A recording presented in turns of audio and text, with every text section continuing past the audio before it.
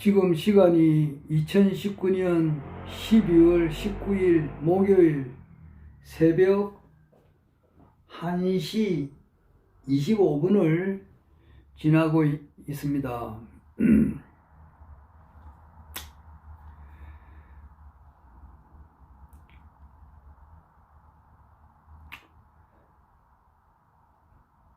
항상 내가 좀 정신을 집중을 할 때는 내 과거를 이 생각을 좀 해봐요.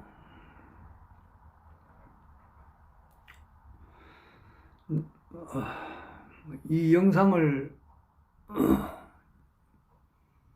찍도록 이야기해 주신 임성수 님께서는 전생을 언급을 많이 하세요. 그래서 제가 전생 문제는 그 허경영 총재님 그 유튜브 강의에서도 전생 이야기를 많이 언급을 하시잖아요. 총재님께서 현생의 문제는 전생과의 연관이 많이 있다고 이야기를 자주 하시고, 근데 임성수님은 훨씬 더 세밀하게 그 이야기를 하세요.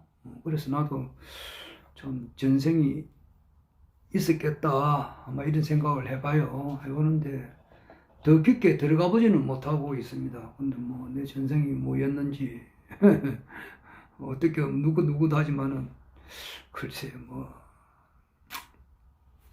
그거는 제가 잘 아직 할 수는 없고, 사람은 그 팩트가 중요하잖아요. 팩트, 실질적으로 있었던 거, 이게 제일 중요한 문제니까 내가 어떤 하여튼 전생 문제는 좀 있는 건 확실한 것 같은데 아직 뭐 그 문제는 어떤 집 체면을 통해서 들어가 보거나 뭐 그런 적이 없고 좀 그렇습니다.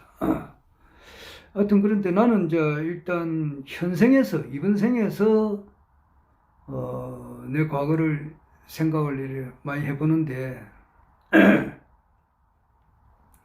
그러니까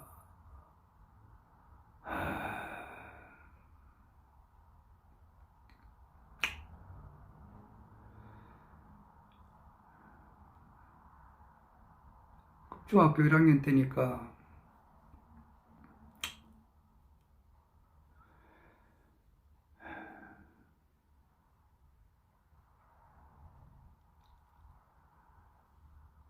그 당시는 우리 집뿐만 그런 게 아니고 뭐 많은 사람들이 어렵게 살았습니다.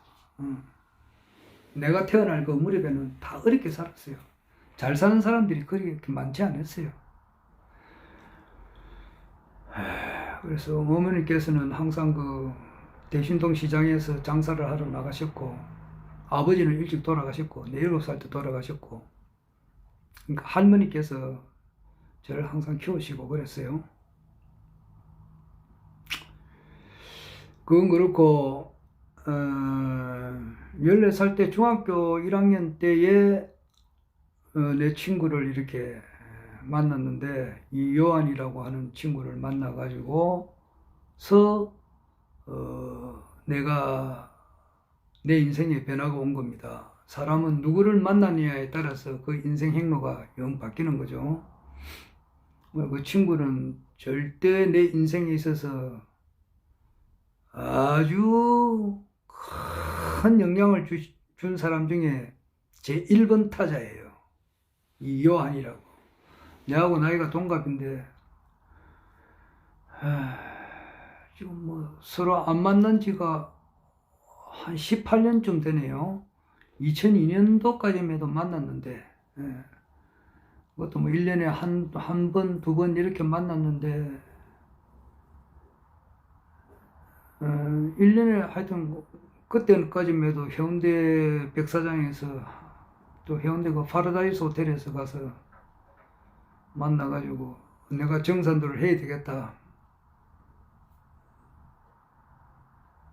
정산도를 하기 전에도 내가 내가 정산도를 해야 되겠다라고 이제 이야기를 했고, 그 뒤에 이제 그때가 1999년도에 내가 한 만났고, 그 2002년도에도 정산도에 내가 한창 심취했을 때 또 권장한다고 또 한 만났고, 그러다가 이제 헤어졌는데, 한 18년 정도 헤어졌네, 좀 헤어진 지가. 그런데 그 뒤로는 전화 통화도 안 해보고, 뭐 들어본 바에 의하면 카나다에 가 있다는 이야기만 들었는데 뭐 연락이 없습니다.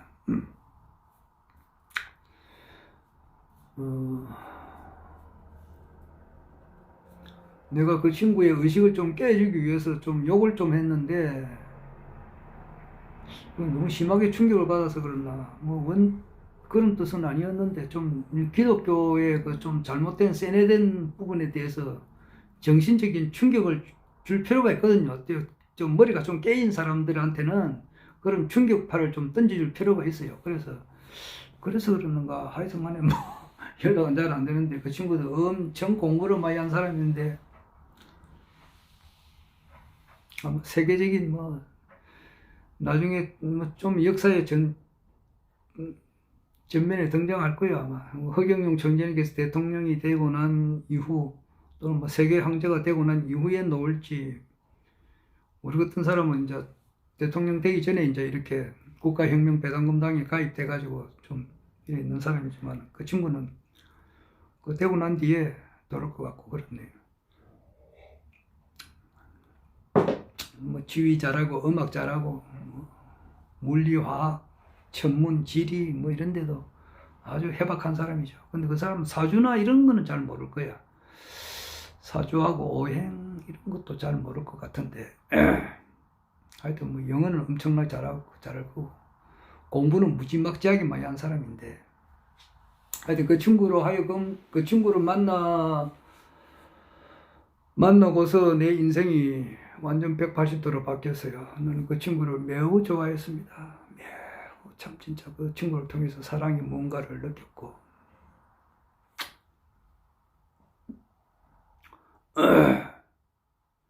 이광수 선생, 춘원 이광수 선생님의 그 작품 중에 사랑인가라고 하는 것이 작품이 있어요.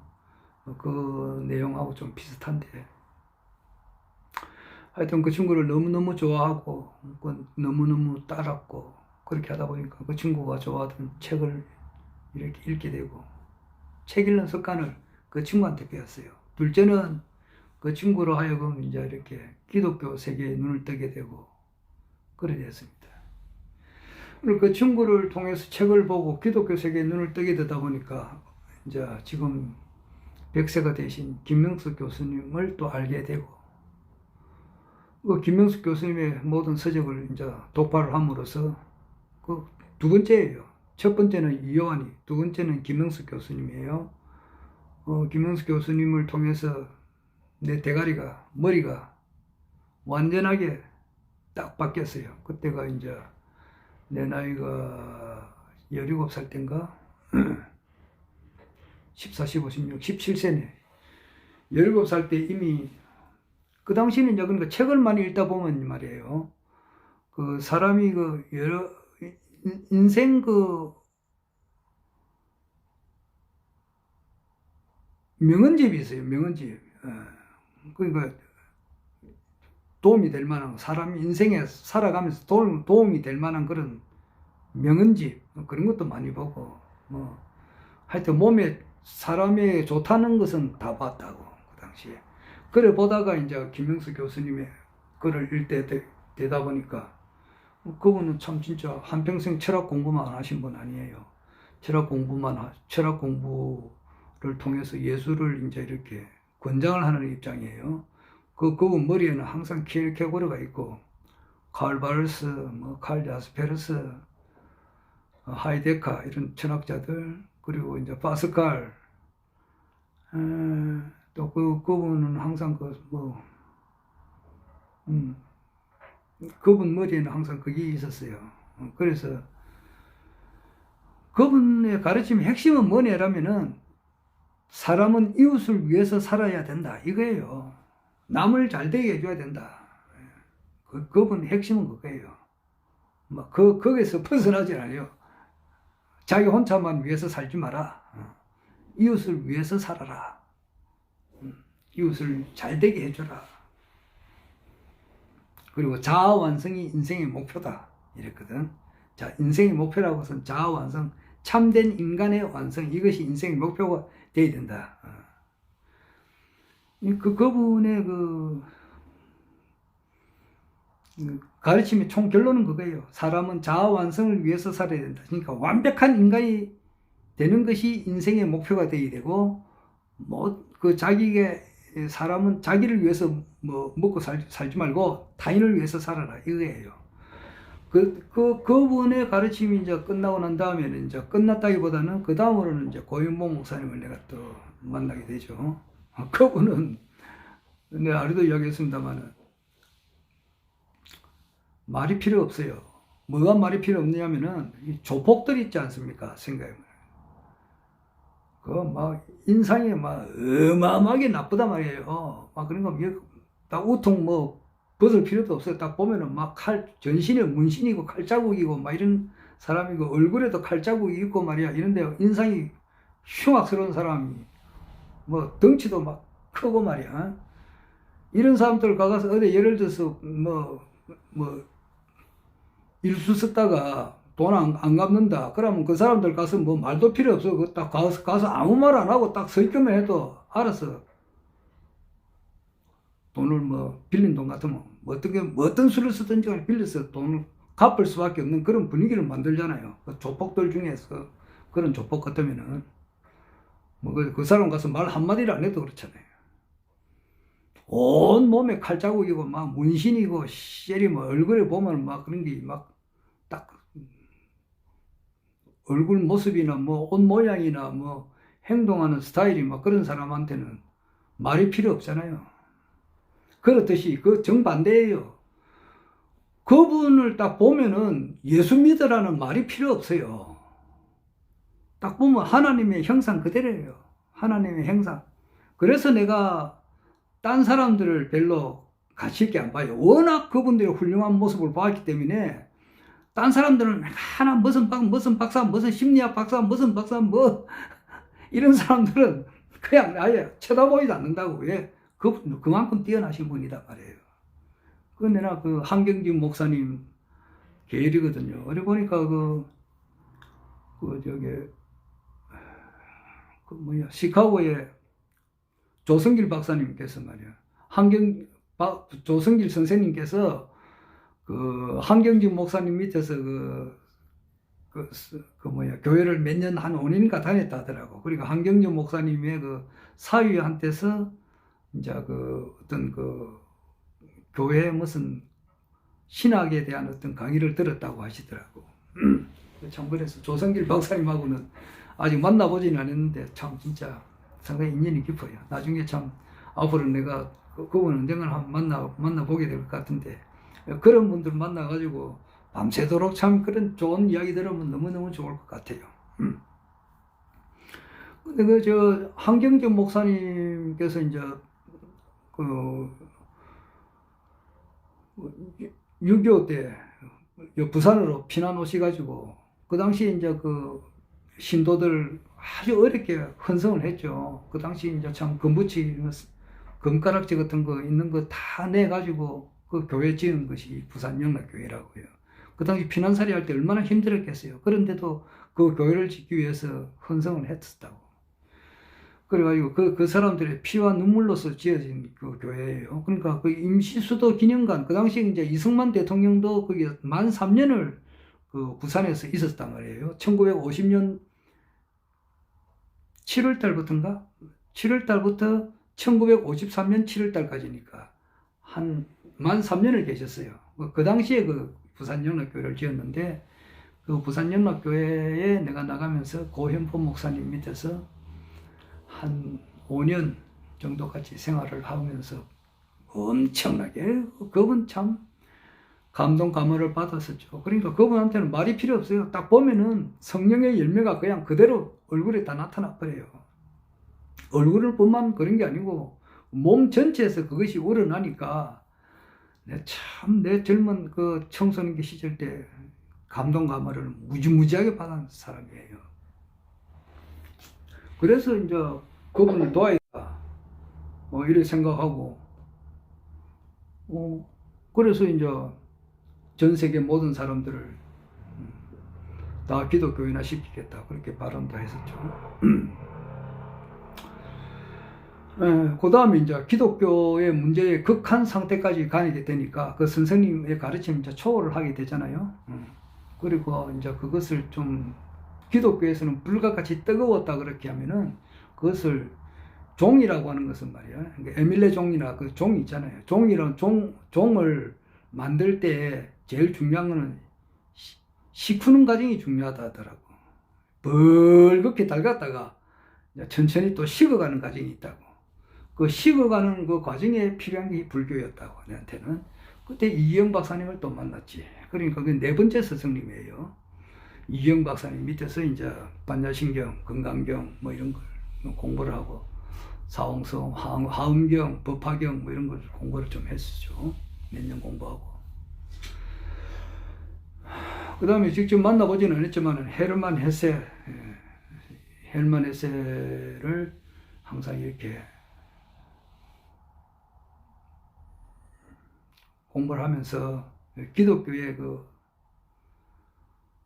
뜨거웠던 그 마음을, 여기에 대해서는, 기독교의 문제점에 대해서는 내가 이제 차후에 이야기하지. 내가 이 직장 생활 떠나고 내가 정말 하루 종일 남한테 내 시간을 빼앗기지 않고 이제 총재님께서 세계 통일하기 난 이후에 찰나 바이러스가 돌 때에 세계 심판을 하는데, 그때 가급적이면은 기독교인들, 천주교인들, 기타 종교를 가진 사람이든 안 가진 사람이든 허경영 총재를 부름으로써 많이 살 수가 있으니까, 그때 내가 이 세상에 태어난 목적을 그때 달성한다고. 그러니까 내가 지금 나가선 거는 국회의원은 별 그게 아니다 말이야. 지금 국회의원은 이미 뭐 김해는 두 사람이 정해져 있고, 아래 그 서광종 위원장님께서 양산 의뢰 출마를 해보는 게 어떻겠냐 그랬는데, 내가 그 선거운동을 하면은 아무래도 걸어서는 하기가 힘들잖아요. 차량으로 움직여야 되기 때문에,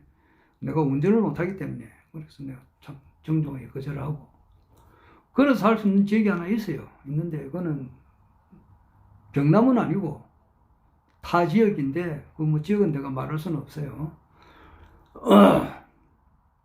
나중에 이제 추후 지켜보고, 그 지역에 진짜 출마자가 없다 이래가지고 그 지역 그 지역에 지역 총괄하는 어떤 분이 나에게 출마 의사를, 그 지역을 이야기를 하면은 사람이 없어가지고 할 때는, 그때는 내가 나서볼 생각도 전혀 없잖아. 있죠.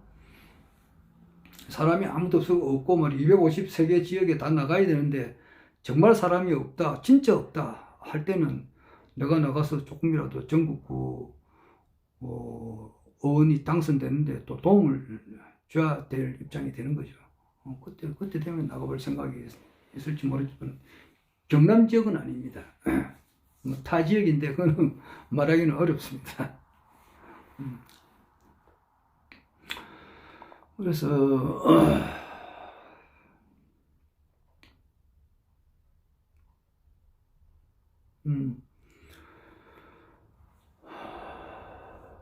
이제 불교를 하고, 그 뒤에는 이제 탄원 스님을 통해서 정산도가 있다는 것을, 강정산이 있다는 걸 알았지. 그래가지고 이제 한 몇 살이야? 24세 때부터 한 44세 될 때까지는 한 20년간은 종교 생활이 없이 그냥 일반 직장 생활을 쭉 하다가, 내 나이 한 44살쯤 돼가지고는 강정산과 연관된 그 그 단체지. 종교단체라고는 하지 않지만은, 그 사람들은 뭐 강정산이 우주의 상제니까, 우주의 최고 높은 신이고, 그 강정산이 이제 석가 예수 공자를 내려보냈다 그러는데, 나중에 이제 그건 아니지. 석가 예수 공자를 내려보내신 분은 허경영 총재님께서 내려보내셨지. 뭐 이런 이야기하면 지금 뭐 강정산 계열에 있는 사람들이 저 사람 또라이가 이렇게 하겠지만, 실제 그래. 강정산은 일개 이제 뭐 상제라 하더라도 그 뭐야 하늘로 봐서는 최고 높은 하늘을 볼 때는 좀 낮은 단계라고 그렇게 보면 돼요. 하나의 선생님이시고 성자에 들어간지 성자. 최고 높은 신이라고 해봐야 그 안에 예를 들어 경남도지사 할 것 같으면은 경남 안에서야 최고 높지 대한민국 전체에서 할 수는 아니지. 그걸 깨닫는데 시간이 좀 걸려요. 그런 이야기하면 정상계열이 있는 사람한테는 대화가 되나 안 되지. 그걸 깨달아 나가야 되는데. 그래서 결국 가서는 이제 선천히 지금 현재 이 시점이 우리가 살고 있는 이 시점이 선천이 끝나고 후천으로 들어가는 요 시점이거든요. 그리고 주역 시대가 끝나고 정역 시대로 들어가는 시점이라고. 그게 2004년이라는 말 사람도 있고 2030년이라는 사람 2030년이라고도 말하는 사람이 있어요. 총재님께서는 어떻게 대답을 할지 내가 확실히 설명을 했는지 내가 그 설명 시간에 잡으렀든지 내가 못 들어서 그럴 수도 있고 그러는데 여하튼 내년 아니면은 2030년이야. 그게 이제 시대가 바뀌는 거라고. 그런 이제 어떤 거대한 어떤 이 틀이 바뀐다고. 이 시점에 나와 있고 지금 큰 틀을 알아라 이 말이야. 큰 틀을 그걸 알아야 되고 이제 인류 역사상 가장 빛났던 영혼들 그분들이 이제 아무래도 석가 예수 공자 이런 분들이겠죠. 그 외에 이제 타너 스님이라든지 개감유록을 쓴 남사고라든지 노스트라다무스라든지 기타 그 밑에 이제 좀 예언하는 사람분이 상당히 많아요. 조지 아담스키라든지 선 볼트라든지 또 학자들로 말해서는 엘빈 도플러 같은 사람들, 시인으로 말하면은 타고르 같은 분들, 원효 결스라든지 이런 여기에서 나온 사람들이 말한 총 결론은 뭔가 하면은 한 사람이 나와가지고 이 세상을 완전히 불국토, 지상성경, 새하늘 새 땅으로 만든다는 거야. 그러니까 그 사람이 한마디로 말해서 흑영룡 총재님이시다 이 말이야. 틀림없어요.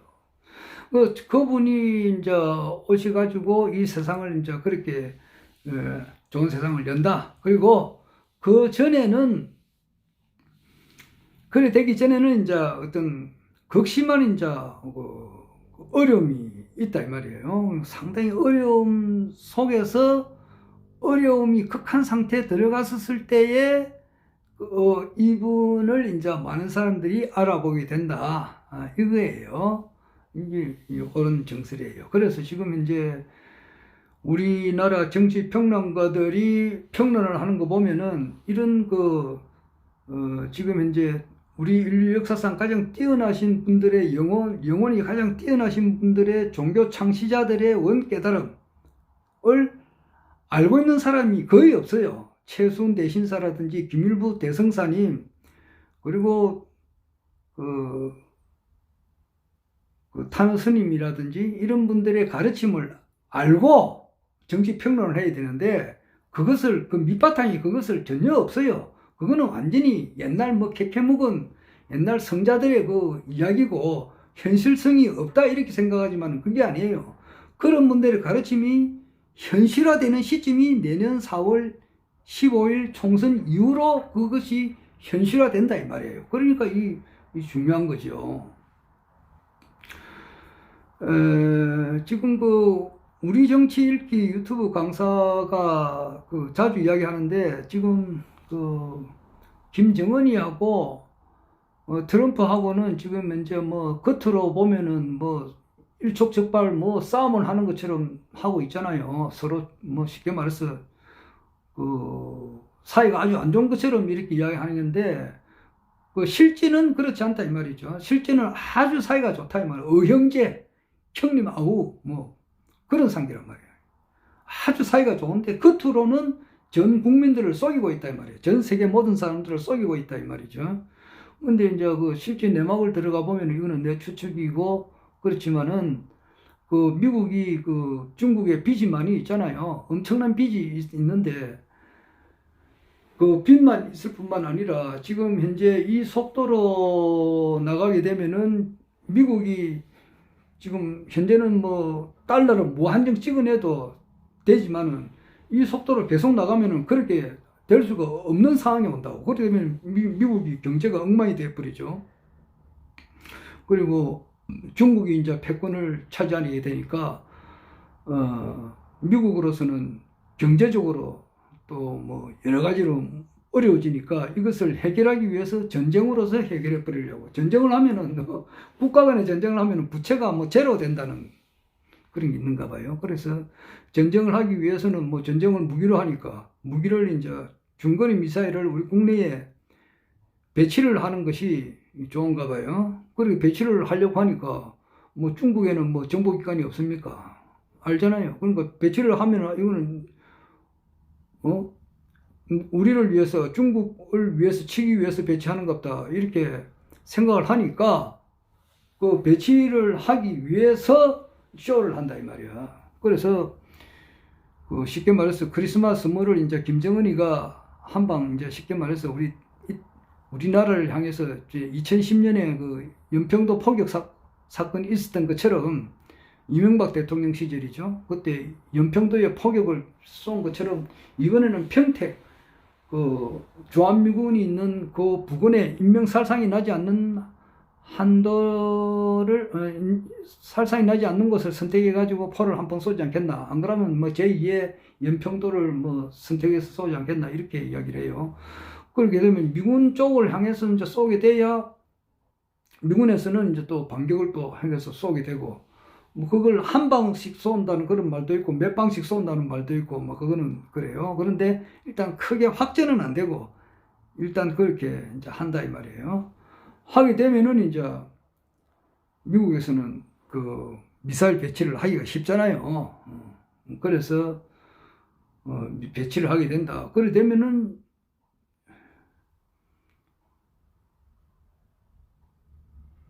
중국에서는 우리나라에 무역 제재가 들어온다 이 말이에요. 그러면은 안 그래도 지금은 여러 가지 문제로도 어렵잖아요. 지금 보면은 장사가 안 돼가지고 빈점포가 참 많지 않습니까? 그런데 더 어려워지니까 참 굉장히 문제가 더 심각해지죠. 근데 이게 이제 총재님께서, 허경영 총재님께서 세상에 드러나기 위해서는 우리나라 경제가 더 어려워져야 된다는 그런 말이 있어요. 더 어려워져야 이제 되는 거야. 그래서, 우리나라 우리 대한민국의 그 미래를 예측하시는 분들이 대단히 많이 있죠. 대단히 뭐 많이 있는데 그분들의 뭐 타너 스님이라든지 뭐 엘빈 도플러, 뭐 썬볼트,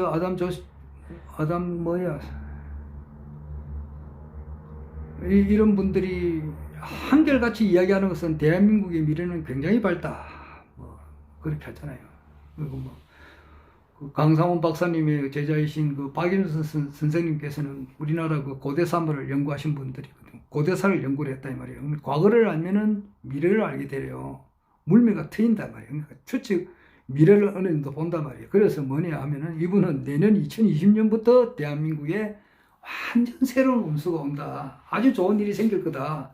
그리고 돈황이라는 말을 하더라고. 돈의 황제. 이게 이제 우리나라 돈황이 우리나라를 도와준다. 그런 말을 해요. 그러니까 그분이 고대사에 정통을 하니까 쉽게 말해서 도가티니까 그런 것을 예측을 하는 거야. 돈의 황제가 돈황이라는 말도 처음 들었어요. 돈의 황제가 돈황이 우리나라를 도와준다. 그건 뭐야? 허경영 총재님께서 하시는 말씀하고 일치가 되잖아요. 그래서 허경영 총재님께서 대한민국 대통령이 되시고 뭐 일반 사람들이 이걸 모르잖아요. 모르지. 우리나라 대통령이 되시고 또 6개월 이내에 우리나라 황제가 되시고 2025년에 아시아 통일을 하고 2030년에 세계 통일을 하게 되고 앞으로 10년간은 진짜 급박하게 돌아가는 때니까 지금 2019년도도 지금 현재 열흘 정도밖에 안 남았잖아요. 열흘 뒤에는 대망의 2020년 경자년이 된단 말이에요. 이 엄청난 역사적인 이 순간을 우리가 지금 보고 있는 겁니다. 그래서 허경영 총재님께서 그 대통령이 되기 위한 전초전으로서 이거는 이미 다 정해져 있습니다. 있는데 전초전으로서 국회의원을 150명 이렇게 선출을 해서 제1당이 되어야 된다는 그런 일당이 되어야 되는 거예요. 150명을 선출을 해서. 그러기 위해서는 이것은 강력한 바람이 불 수밖에 없어요. 우리 정치일기 강사는 말이에요. 1961년 5.16 혁명 일어날 때 이미 하늘은 60년 뒤에 제2의 박정희가 나와가지고 혁명할 것이라는 것을 하늘에서 계획을 했다. 이런 말을 하세요.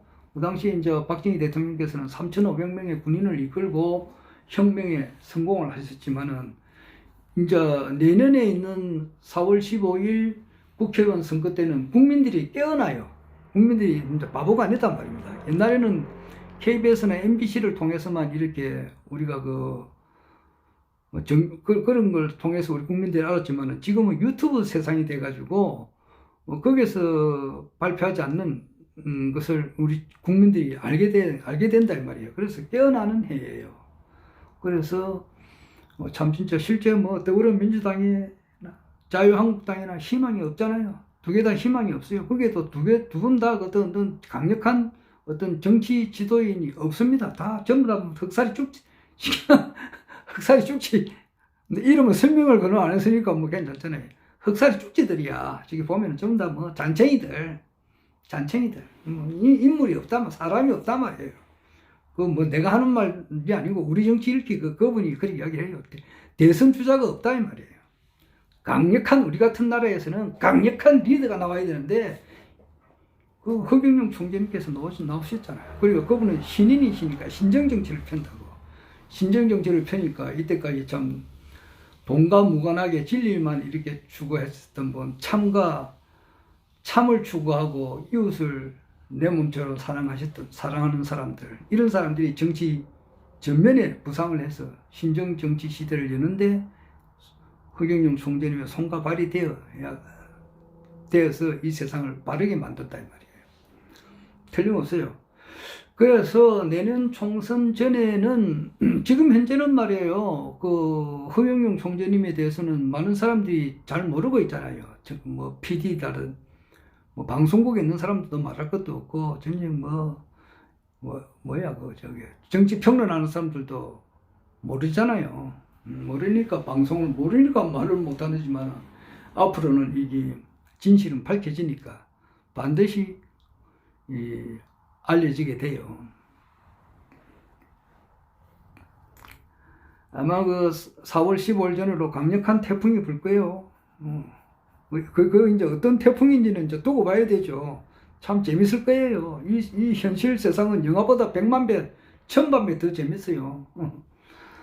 어떤 바람이 불지는, 그래, 바람이 불어서 지금 현재 98%의 모든 사람들이 국가혁명배당금당을 모르지. 그런 당이 생긴지도 모르지만은, 그게 이제 3.3 정책 홍보와 각종 이제 유튜브를 이제 계속 이제 우리가 지인들한테 홍보를 하니까 많은 사람들이 알게 되죠.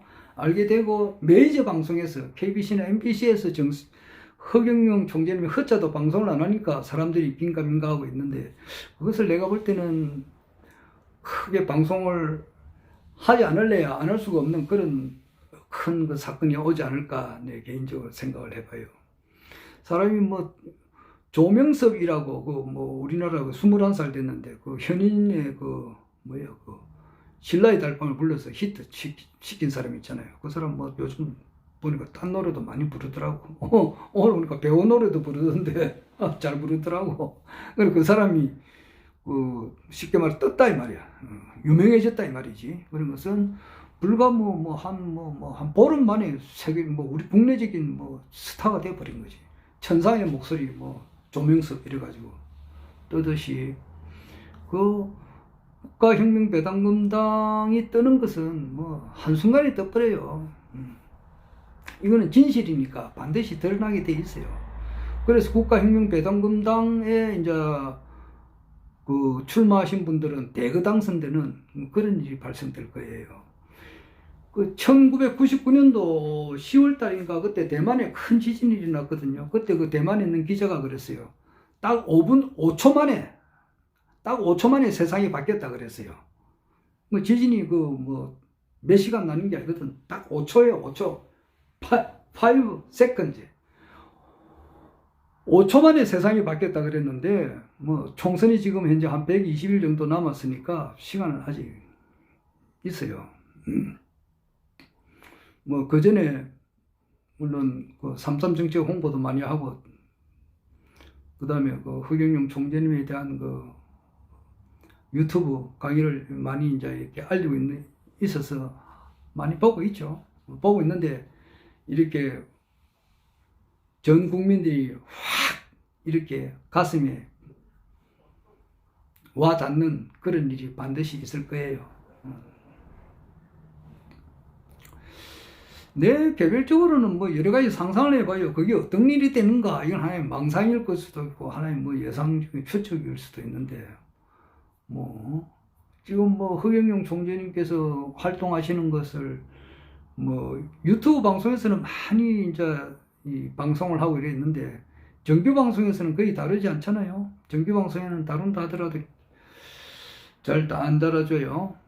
안 다뤄주는데, 그거야, 예를 들어서 트럼프 대통령하고 허경영 총재님하고 작년에 3번 만났잖아요. 만났는데, 그거는 이제 극비에 했기 때문에, 보도를 안 하는 상태로 이제 한 거단 말이에요. 그 당시에 이제 허경영 총재님하고 트럼프 대통령하고 만난 대화 내용은 우리가 알 수는 없죠. 근데 이은규 목사라고, 그분이 강의를 하는 거 들어보니까, 트럼프가 어떻게 하면은 재선에 유리할 것인가에 대해서 허경영 총재님께서 트럼프한테 좀 충고를 했다고 할까 그렇게 했다 그래요. 그래서 트럼프로 봐서는 자기 재선이 제일 중요한 문제잖아요.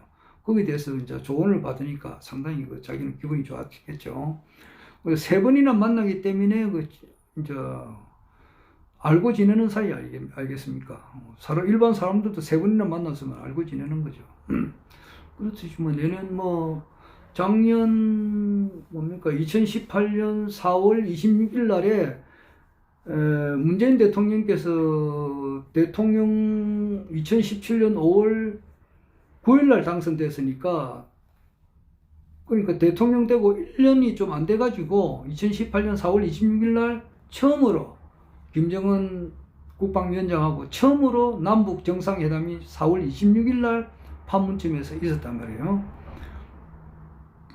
그때 이제 있었고, 그때 이제 유명한 판문점에 서로 이제 한번 발자국을 이제 손잡고 건넜다가 다시 건너고 하는 그런 유명한 장면이 있었지 않습니까? 그리고 이제 그 이후에 이제 2018년 5월 27일 날 그때도 한번 번개 정광석회로 해가지고 말이야, 아주 번개 미팅이 또 한번 있었고, 2번째죠. 남북 정상회담이 문재인 대통령하고는 2번째 있었어요. 그리고 결정적으로는 2018년 6월 12일 날 싱가포르에서 말이에요, 미국 현직 대통령하고 김정은 위원장하고 만난 거는 또 처음이다 말이에요. 인류 역사상 처음이에요. 전직 미국 대통령이 북한을 가서 이제 간 것은 여러 번 있었어요. 이제 카트 대통령도 그리 갔었고, 전직 대통령 신분으로 갔고, 그러면 클린턴 미국 전직 대통령 신분으로 북한을 방문해가지고 위원장을 만난 건 있지만은 현직 대통령하고 만난 건 처음이라고. 그러니까 그 당시에 굉장한 뉴스죠. 그러니까 전 세계 모든 매스컴에서 다 때려주고 이러니까 약 한 2달간을 때렸잖아요. 한 60일간을 그렇게 언론에서 떠들고 하니까 뭐 6월 13일 날 뭐 지방선거는 뭐 볼 것도 없어요. 민주당이 압승이에요. 그렇잖아요. 지방선거 뭐 도지사, 시장, 부산시장, 구의원, 시의원 이거는 뭐 더불어민주당에서 압승을 한 거예요. 큰 바람이 이제 불었다고, 그 북풍이라고 할까? 그런 바람이 불어가지고 북풍의 평화, 남북 통일, 남북 평화 무드의 어떤 바람이 불어서 큰 결과를 이루었는데, 내년에는 뭐 그런 바람 안 일어날 것 같은데, 내년에는 어떤 국가혁명배당금당이 압승할 수밖에 없는 그런 바람이 불이라. 근데 그 바람이 어떤 건지는 구체적으로는 알 수가 없어요. 그러니까 그건 더 지켜봐야 되겠죠. 그래, 나는 뭐, 내가 개인적으로 추측을 해볼 수는 있잖아요. 이렇게 되고 저렇게 되겠다. 근데, 뭐, 여러 가지로 추측을 해봅니다. 이거는 내 개인적 생각이고, 개인 생각인데, 아무래도 미국 CIA에서는 뭐, 그 사람들 나름대로 정보를 활동하고 있잖아요. 미국 정보, 전 세계 정보로 움직이는데, 뭐, 차기 문재인 대통령 다음에 대한민국의 어떤 차기 대통령이 누군가 이게 돼서 그 사람들은 궁금하게 생각하지 않겠습니까? CIA에서는 뭐 봉급 받고 자기 활동을 하는데 그만큼 일을 해야 되잖아요. 그 일 중에 하나가 중요한 일 아니겠어요? 차기 대통령은 뭐 내 같은 사람도 허경영 총재로 알고 있는데, 그 미국 CIA에서 모르겠어요. 하마도 작년에 3번이나 만났는데 알잖아요. 그러니까 내가 볼 때는 이 일이라고 하는 것은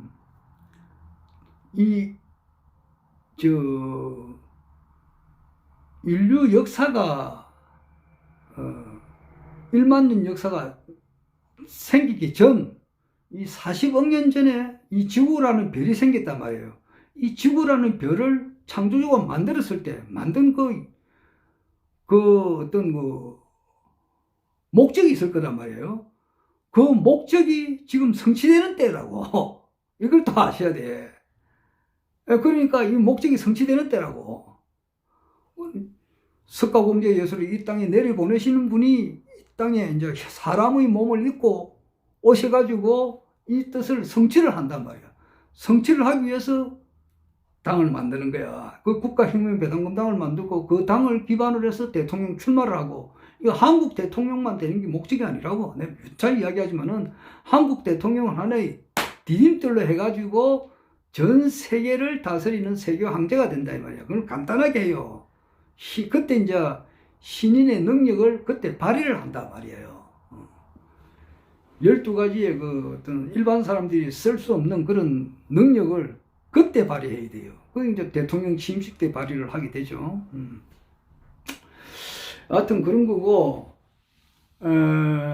내년에 이제 국가혁명배당금당에 이제 큰 바람이 일어나서 일반인들은 아무래도 KBS나 MBC에서 두들겨줘야 이제 이렇게 알아차리니까, 내 개인적인 생각에서는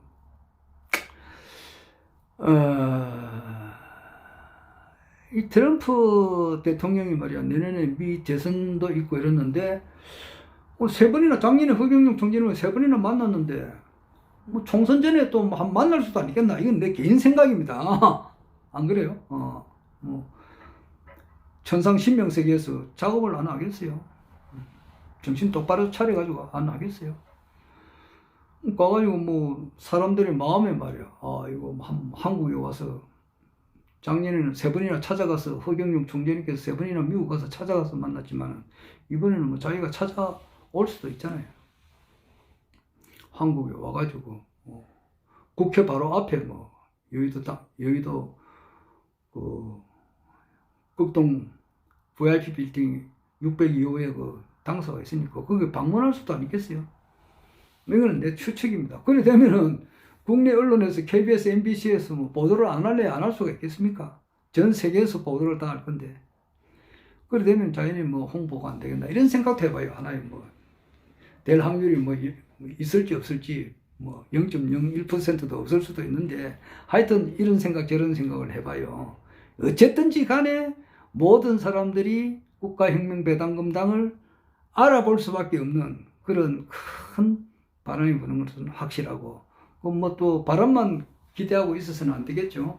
뭐 선거는 맨투맨식으로 말이에요.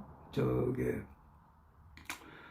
그 이정현 씨라고 있어요. 내보다 나이가 2살 적은데 58년생 개띠예요. 추미애하고 나이가 같구나 그분이. 그러니까 뭐 추미애 그 법무장관 뭐 다 참 나이 어린 사람들이 장관도 하고 뭐 그렇게 하고 있는데, 하여튼 그 이정현 씨가 전라남도 곡성 사람인데 순천에서 하여튼 간에 3번 당선됐다고요. 보궐선거로도 1번 되고 전국구로도 1번 되고 뭐 정상적인 선거로서 1번 되고 아마 그런 걸로 알고 있는데, 그분이 그 선거는 자전거 타고 맨투맨식으로 만났어요. 그리고 이재호 씨라고도 있었는데, 이분도 뭐 지금은 국회의원은 아니지만은 이명박 시절 때 대통령 시절 때 잘 나갔던 사람인데, 이분도 당에 일체 지원받지 않고 자기 자전거 홍보로서 이렇게 됐던 분이에요. 여하튼 사람들을 많이 만나고 뜨겁게 이제 맨투맨식으로 알리는 게 필요해요. 그 치어리더 뭐라 그러나 그 아줌마들 막 나와가지고 30대 후반에서 한 50대 중반까지 되는 아줌마들 나와가지고 막 이렇게 그 피켓 들고 선전하는 거 보면 나는 서글픈 생각이 막 들어요. 참 그분들이 그 생활이 넉넉하면은 거기 나와서 일을 하라 그러면 하겠어요? 거기 나온 사람들 보고 말이야, 무보수로 뭐 자원봉사라 그러면 할 사람이 있겠습니까? 그게 아니잖아요.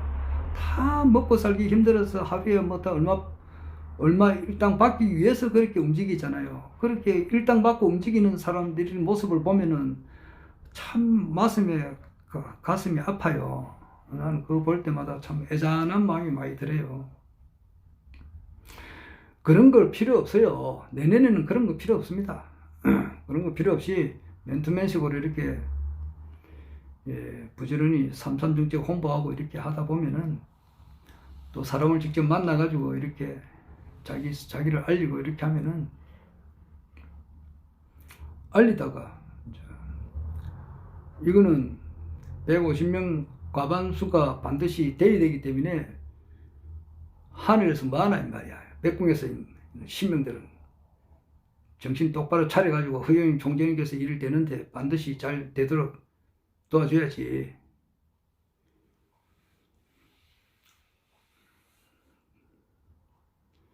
그래서 잘 될 거단 말이야.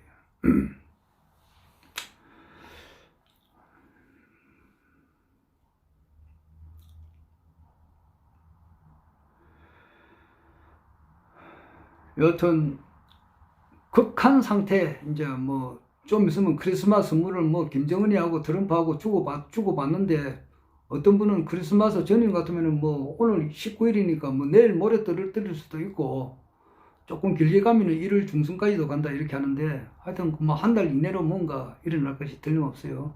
그래가지고 일어나고 그 여파로 우리나라 경제가 훨씬 더 어려워지는 것도 틀림없고, 그게 이제 좋은 거야. 쉽게 말해서 뭐 자기 집안에 그 애기가 없어가지고 뭐 5대 독자 6대 독자 뭐 기다리는 사람들 말이야. 그 애기가 나와야 되잖아. 나올 때는 산모가 비명을 질러야 되잖아요.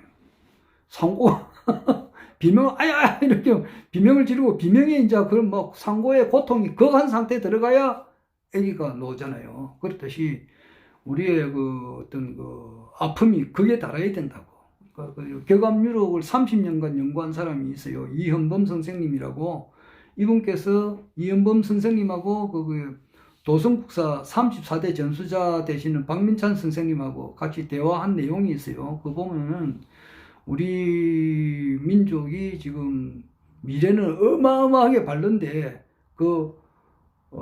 밝아서 쉽게 말해 교감유록에 남사고가 어떻게 이야기했냐면은, 이 세상이 바로 신선들이 사는 세상이 되고 모든 사람이 신선이 되는 세상이 되는데, 그 되기 전에 굉장히 혹독한 시련을 겪는다 이랬단 말이에요. 그게 이제 흥부가고 심청전이고 춘향전으로 이제 비교를 했다고. 그 춘향이가 말이야 쉽게 말해서 옥에 갇힌을 때고, 심청이가 인당수에 빠질 때고, 흥부가 형수님한테 주걱으로 빰 맞을 때고, 이게 바로 이제 이번 달이고 다음 달이고 그 다음 달이고 그렇다고. 그게 이제 클라이막스라, 고통의 클라이막스, 극에 달한단 말이에요. 추위로 말하면 대한추위라고. 이제 내일 모레 동지니까 동지 다음에 소환대한이라고. 대한추위면 추위가 극한 상태 가지고 하고, 극한 상태 가면 그 다음에는 봄이라고. 따뜻한 봄이 온다고. 그래서 내년 총선이 끝나고, 아까 보니까 어떤 분은 뭐 대선도 곧 이어서 내년에도 뭐 대선이 곧 안 이어지겠나 이런 말도 있어요. 뭐 내가 봐도 그렇게 생각이 많이 들더라고. 보니까 어차피 뭐 정상적으로 해도 29개월 남았는데, 29개월도 안 남았지. 이제 28개월 정도 이렇게 남았는데, 뭐 과도기 대통령 임무는 뭐 틀림없고, 그러니까 뭐 내년 총선 지나고 나서부터는 그냥 진짜 흥미진진하게 돌아갈 것 같아요.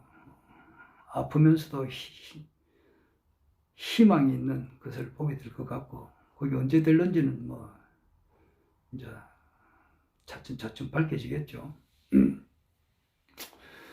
참 오늘 보니까 어떤 분이 내하고 뭐 꼭 그게 1년에 한 번씩 우리 집사람하고 같이 참석할 때가 있는데, 우리 집사람 낮에 전화가 왔더라고. 아니, 당신 말이야, 모레 또 거기 가서 또 허경영 총재님 또 이야기할 건가? 그 이야기할 것 같으면 나 안 간다 그러더라고.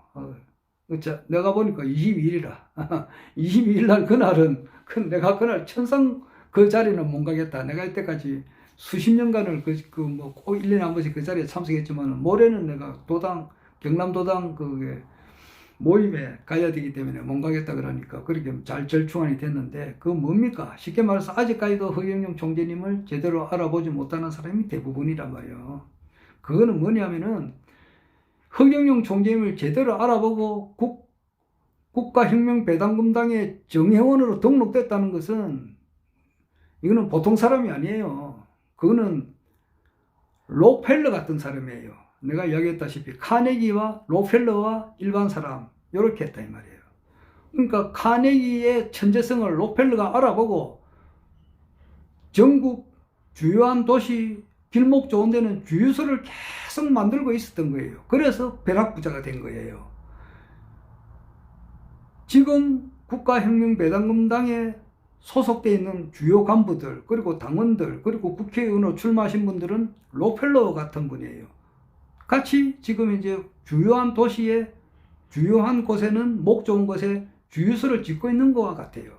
그래가지고 어느 정도 됐을 때 일반 사람들은 그때서야, 마이카 시대가 이제 오니까 그때서야 록펠러의 위대함도 깨닫고 카네기의 위대함도 깨달아가지고 그렇지, 자동차를 대중화시킨 카네기죠. 깨닫게 돼가지고 99%가 그 0.1%의 천재를 알아본다 이 말이에요. 내년에는 2020년 경자년은 대한민국 사람들이 깨이는 해예요. 원수가 그래요. 그래서 그때는 내가 참 허경영 총재님을 이때까지는 참 이런 말 하기는 힘들지만은 참 공중부양이다, 이래가지고 허황된 사람이다, 뭐 돈을 뭐 결혼하면 3억 준다, 출산하면 5천만 원 준다 그러니까 베네수엘라 같이 이렇게 만들려고 하는 사람이냐, 이렇게 허황된 사람으로 알았는데, 또 심지어는 성추행범으로 알았는데, 이게 아니었구나, 이렇게 깨닫게 돼요.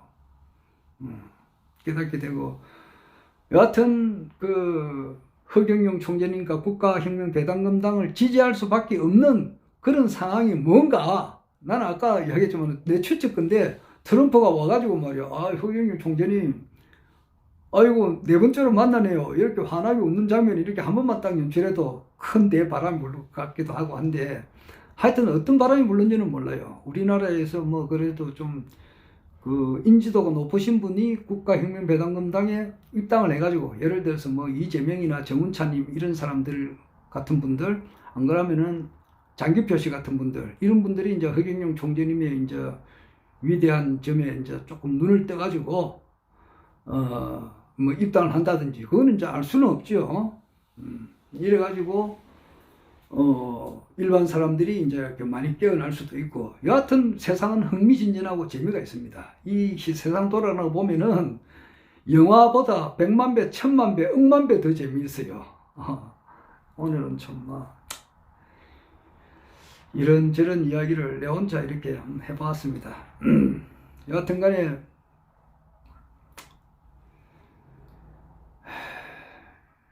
참 현실은 참 재미가 있습니다. 왜 재미가 있느냐?